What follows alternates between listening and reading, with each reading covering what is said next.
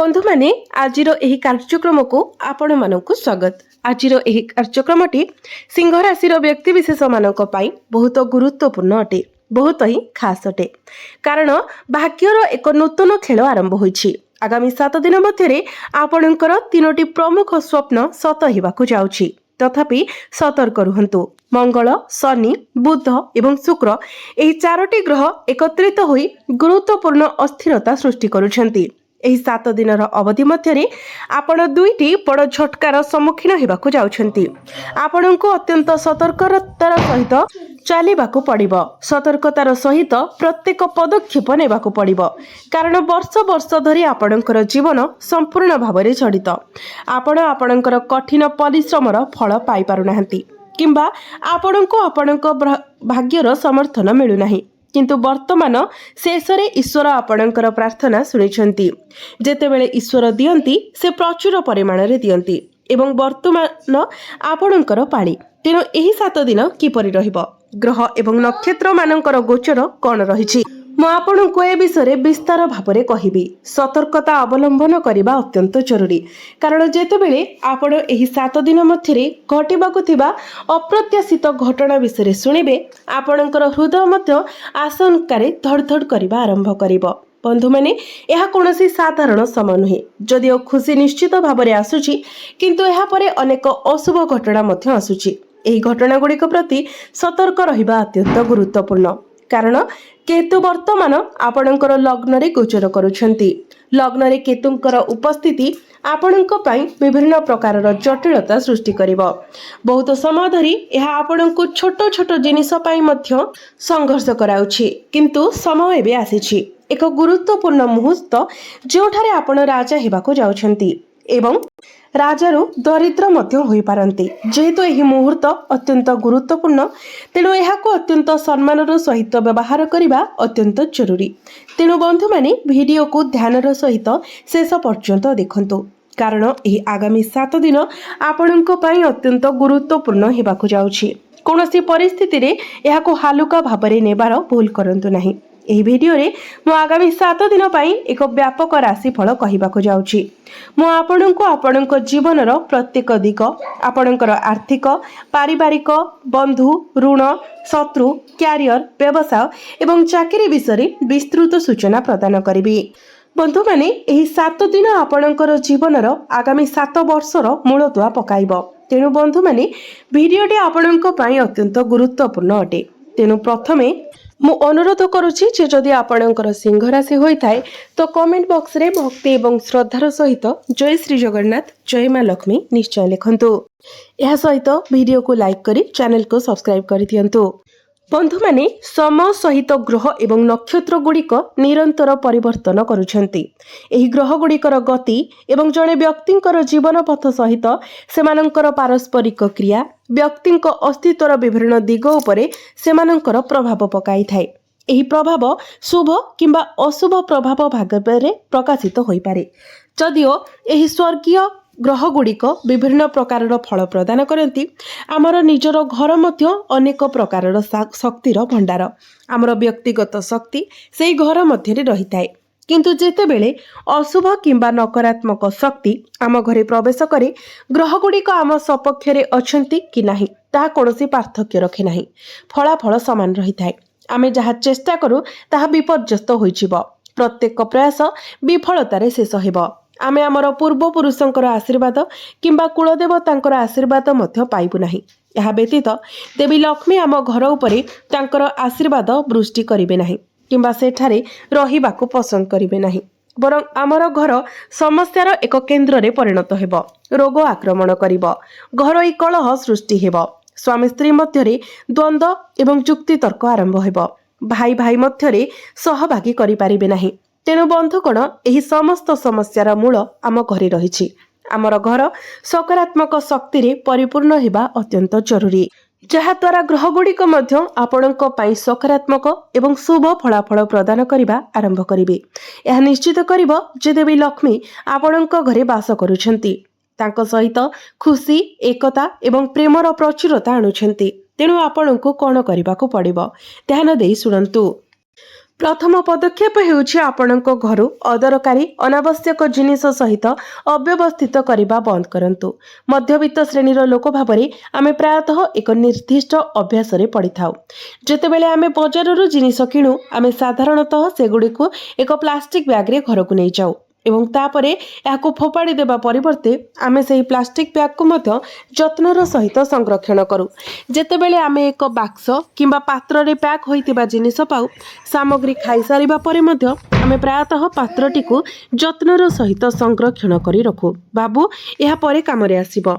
बारंबार एपरि करिबा द्वारा आमे आम घरे अजणा जिनिस जमा करि थाऊ यह जानि न पारी।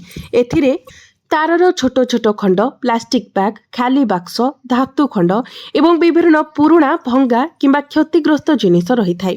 एपरि अनेक जिनिस रही थाए। जदिओ कोनोसी जिनिस भांगी जाए किंबा क्षतिग्रस्त हुए आमे एहाको मध्य घरे रखि थाऊ भाबू जे एहा केबे उपयोगरे आसीबो। तथापि यह क्वचित केबे कौनसी उद्देश्य पूर्ण करे। एही जिनिस गुड़िक आम छात उपरे केवल अलिया भाबरे रही थाए किंबा कौनसी कोणरे रही थाए एवं यह ही आमे भूल करू। जेतेबेले सेही अलिया गुड़िक सेठारे अवहेलित होई रही थांती एही जिनिस गुड़िक आम घरे नकारात्मक शक्ति को आमंत्रण करती। फलस्वरूप आम घरर समग्र परिवेश नकारात्मक शक्ति रे परिपूर्ण हो जाए एवं देवी लक्ष्मी समृद्धिर प्रतिमूर्ति सेठारे रहिबा बंद करि दियंती। आम घरर आराम शांति एवं एकता संपूर्ण भाव बाधा प्राप्त हुए। सेथिपाई मु आपणको अनुरोध करुछि आपणक घरे यथासंभव एक खोला अव्यवहार जिनिस जमा करने बंद करंतु। जदि कोनोसी जिनिस भांगी जाए किंबा क्षतिग्रस्त हुए तेबे ताहाकू घर तुरंत बाहर कर दियंतु। जदि आपणकर कोनोसी अकार्यक्षम इलेक्ट्रोनिक उपकरण अछि तेबे सेगुड़ी को फिंगी दियंतु किंबा मरामती करंतु। मैला पोशाक दीर्घ समय घरे पड़ी रहिबा उचित नुहे। सेगुड़ी को तुरंत सफा करंतु कारण सेगुड़िक पूर्वर बाह्य जगतरू आगत नकारात्मक शक्ति बहन कर आसुछि। तेणु दयाकरी एही कथा गुड़ी को मन रखंतु। निश्चित करंतु जे आपणक घरर मुख्य प्रवेश द्वार उत्तम अवस्था रही एवं सुंदर देखा जाउछि। मुख्य द्वार निकटरे डस्टबिन किंबा मैला जोता रखंतु नाही। प्रत्येक दिन प्रवेश द्वार रे पवित्र गंगा जल सिंचन करंतु। जेकोसी अपरिष्कारता थाई मध्य सफा करिबा परे लवंग एवं कर्पूरर धुआं रे आपणकर घर को परिपूर्ण करंतु। यह नकारात्मकता दूर करिवो एवं घर को सकारात्मकता आमंत्रण करिवो। तापरे आपण देखिबे जे ग्रह माने मध्य आपणक प्रति अनुग्रह करिबा आरंभ करिवे। आपण आपणकर पूर्वपुरुषंकर कृपा प्राप्ति करिवे। आपणक गृह को विभिन्न दिगरु टंका प्रवाहित हेबो। स्वामी एवं स्त्री मध्यरे प्रेम गभीर हेबो। भाई भौणीक मध्यरे स्नेह वृद्धि पाइबो एवं परिवार मध्यरे एकता बढ़िबो। परिवार को वर्तमान कष्ट देउथबा जेकोसी मतभेद दूर होइजिबो। तेबे बंधु माने केतु वर्तमान आपणकर लग्न रे गोचर करूछंती एवं किछि समय धरी आपणको विभ्रांति रे पकाउछंती भ्रमित कराउछंती। अर्थात कौन भल एवं कौन खराब ता मध्यरे आपण पार्थक्य जानि पारु नाहंती। एही मुहूर्त रे आपण जहा भी करूछंती ताहा केवल आत्मक्षतिर कारण होइथाय।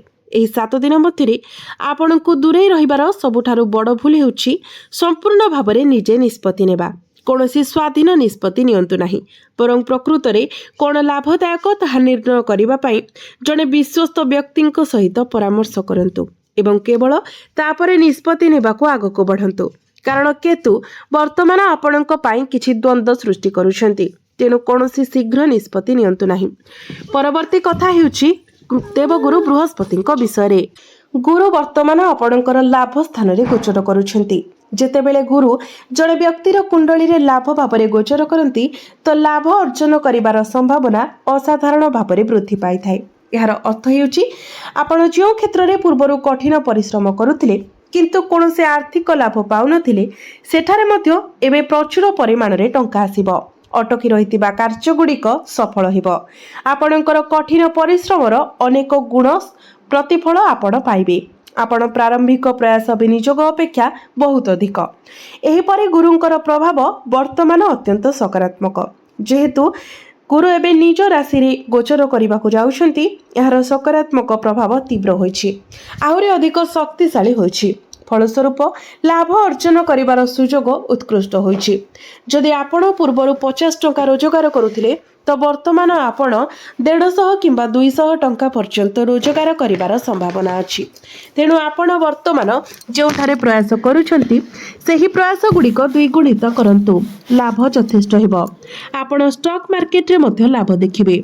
जदि आपण एक व्यवसायर मालिक तेबे एहा मध्य आपणको उत्कृष्ट रिटर्न प्रदान करिवो। जदि आपण चाकरी करूछंती तेबे आपणकर पदवी रे पदोन्नति किंबा उन्नतिर प्रबल संभावना अछि। यह व्यतीत शुक्रଙ୍କ कथा कहिबाकू गले एही 7 दिन मध्यरे शुक्र निजर राशि वृष राशि रे अवस्थित एवं निजर पूर्ण शक्ति प्रयोग करूछंती। तेणु यह ध्यान देवा योग्य जे एही गोचर आपणଙ୍କ ପାଇଁ एक प्रकृत आशीर्वाद प्रमाणित हेउछि, कारण शुक्र आपणकर क्यारियर को नियंत्रण करुथिबा क्षेत्र रे अवस्थित। आमर क्यारियर एवं प्रकृत रे आमर संपूर्ण भाग्य एठारे स्थिर होछि। तेणु जदि आपण एक नूतन क्यारियर आरंभ करबाकू चाहुचंती तेबे आगकू बढ़ंतु, समय आपणकर सपक्ष रे अछि। जदि आपण एक नूतन बिजनेस किंबा उद्यम आरंभ करबाकू चाहुचंती तेबे आपणकर योजना सहित आगकू बढ़ंतु। जदि आपण आपणकर चाकरी रे एक उच्च पदवी किंबा पदोन्नति पाइबाकू चाहुचंती तेबे एबे कठिन परिश्रम करिवार समय। यह एक असाधारण अनुकूल समय। बंधु माने शुक्र उत्कृष्ट फलाफल प्रदान करिबा पई जाउछंती। शुक्र माँ लक्ष्मींकर कारक ग्रह। आपण प्रचुर लाभ पाइबाकू जाउछंती। सूर्यଙ୍କ विषय सूर्य एबे आपणकर भाग्य को मजबूत करूछंती। पूर्वरु आपण अनुभव करुथिले जे भाग्य आपणଙ୍କ ठारू मुह फेराई रहिछि। आपण कठिन परिश्रम करुथिले किंतु आपणଙ୍କୁ आपणकर परिश्रम अनुसारे लाभ मिली पारु नथिला एवं बंधु एवं अपरिचित व्यक्ति उभय आपणଙ୍କ विरुद्ध रे जाउथिले। आपणकर निज मन मध्य असहयोगी देखा जाउथिला एवं आपण नेइथिबा निष्पत्ति गुड़िक आपणकर प्रतिकूल प्रभाव पकाइबा किंबा आपणଙ୍କ प्रतिकूल परि मने हेउथिला। सब दिगरु समस्या गुड़िक आपणଙ୍କୁ घेरी जाउथिला एवं गोटिए परे गोटिए परिस्थिति अराजकतारे परिणत हेबाकू लागिला। आपण अनुभव करिथिबे जे आपण आउ केबे आपणଙ୍କ जीवन रे खुशी आनी पारिबे नाही किंबा आपण केबे एही असुविधा किंबा द्वंद्वरु बाहरिबार रास्ता पाई पारिबे नाही। तथापि ठीक एही परि गुरुत्वपूर्ण समय आपण सर्वदा आगकू जीवार पथ खोजिबारे सफल हुअंती। तथापि एही वर्तमान पर्याय सूर्य आपणकर भाग्य को सुदृढ़ करुछंती। आपण पूर्वरु निवेश करिथिबा कठिन परिश्रमर पुरस्कार आपण निश्चित भाबरे पाइबे। आपण जो क्षेत्र में सर्वनिम्न प्रयास करिसेंती सेठारे मध्य उत्कृष्ट फलाफल पाइबे। जेतेबेले भाग्य आम सपक्ष रे थाए, जेतेबेले भाग्य आम पाए अनुकूल थाए, सब किछि सुंदर भाबरे स्थान पाई थाए। आमे कम प्रयास रे अधिक शुभ फल पाई थाउ एवं जो क्षेत्र में आमे सक्रिय भाबरे चेष्टा करिनाहु सेठारे मध्य सकारात्मक फलाफल स्वयंचालित भाबरे प्रकाश पाए। हठात आर्थिक लाभ होई पारे। विशेष करी सूर्य हठात उत्थान एवं अप्रत्याशित घटना गुड़िकर क्षेत्र को मध्य नियंत्रण करती। यार अर्थ हेउची सूर्य आपणଙ୍କ जीवन रे हठात घटुथिबा घटना गुड़िकर नेतृत्व नियंती। तेणु हठात घटुथिबा जिनिस पई प्रस्तुत रुहंतु।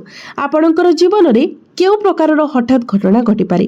जेतु सूर्य वर्तमान सकारात्मक फलाफल देउछंती, केवल भल जिनिस ही आपणଙ୍କ पाखक आसीबो। कोनोसी चिंता किंबा भय रखंतु नाही। मंगल, शनि एवं बुध एही 3 जण बहुत दिन धरी सेमानंकर प्रभाव वृद्धि करूछंती एवं सेमाने आपणଙ୍କୁ टिके सतर्कता अवलंबन करबाको बारंबार अनुरोध करूछंती। कठिन परिश्रम उपरे ध्यान दियंतु। आपणଙ୍କର कार्य प्रति ध्यान दियंतु। शनि हेउछंती कर्मर कारक ग्रह, मंगल हेउछंती देवता मानकर सेनापति एवं बुध हेउछंती बुद्धिर कारक ग्रह। एही 3 जण केवल आपणଙ୍କୁ एही समय किछिटा आध्यात्मिक दृष्टिकोण ग्रहण करबाको कहउछंती। धार्मिक चिंतन एवं आध्यात्मिक अभ्यास रे नियोजित हुअन्तु। ईश्वरଙ୍କ मंदिर परिदर्शन करंतु। आपण ईश्वरଙ୍କର नाम जप करंतु। एही भली भाबरे आपणଙ୍କର जीवन को आपण परिवर्तन करि पारिबे। सकाळे शीघ्र उठंतु, ध्यान करंतु एवं जंती संभव हुए आपण मंदिर परिदर्शन करंतु। संध्या आळती करंतु। आपणଙ୍କ जीवन उपरे यार गभीर सकारात्मक प्रभाव पड़िबो। कारण जेतेबेले शनि, मंगल एवं बुध एकत्र थांती जड़े निजको यथा संभव भक्ति एवं पुण्य कार्य बुड़ाई रखिबा उचित। तथापि मंगल ठीक मध्य भागरे अवस्थित। तेणु आमको से विपदकामी करि पारंती। अर्थात यह आम भितर मादक द्रव्य अपव्यवहार, खराब साथी रखिबा, आलस्यर बशवर्ती हेबा, अधिक समय शोइबा, अत्यधिक शांति खोजिबा, आमर काम एवं व्यवसाय को अवहेला करिबा किंबा आमर प्रियजन भावना को आघात देवा भली भूल कार्य लिप्त हेबा पई यह आग्रह सृष्टि करे। मंगल चाहे जे आमे एपरि कार्यकलाप लिप्त हेउ, किंतु आमे सेमानंक मध्यरे फसी जिबा उचित नहे, कारण मंगल सहित शनि एवं बुध मध्य उपस्थित अछंती। तेणु आपण यथा संभव चेष्टा करंतु एक आध्यात्मिक जीवनशैली बिताइबा पई।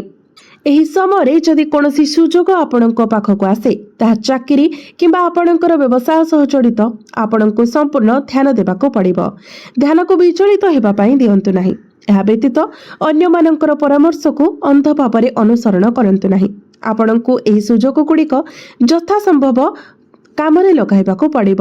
ଯଦି ଆପଣ ନିଜକୁ ଏପରି କରିବାର ବ୍ୟକ୍ତିଗତ ଆଗ୍ରହର ଅଭାବ ଅନୁଭବ କରନ୍ତି, ହୁଏତ କେତୁ ଲଗ୍ନରେ ଥିବା ହେତୁ ଯାହା ଆପଣଙ୍କର ମନକୁ ଭ୍ରମିତ କରିବ, ତେବେ ମାର୍ଗଦର୍ଶନ ପାଇଁ ଜଣେ ବିଶ୍ୱସ୍ତ ବ୍ୟକ୍ତିଙ୍କ ସହିତ ପରାମର୍ଶ କରନ୍ତୁ। तथापि आपणकर प्राथमिक उद्देश्य हेबा उचित जे आपणकर द्वार देशरे आसीथिबा सुजोग जेमिति आपणक हातरू खसी न जाए।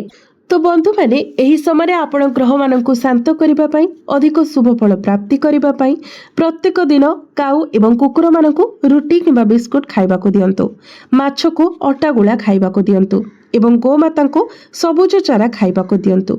आपणको अधिक मात्रा रे शुभ फल प्राप्ति हेबो। तेबे बंधु माने आपणकर जीवन मंगलमय हेउ, एहा ही ईश्वरक निकटरे मोर कामना।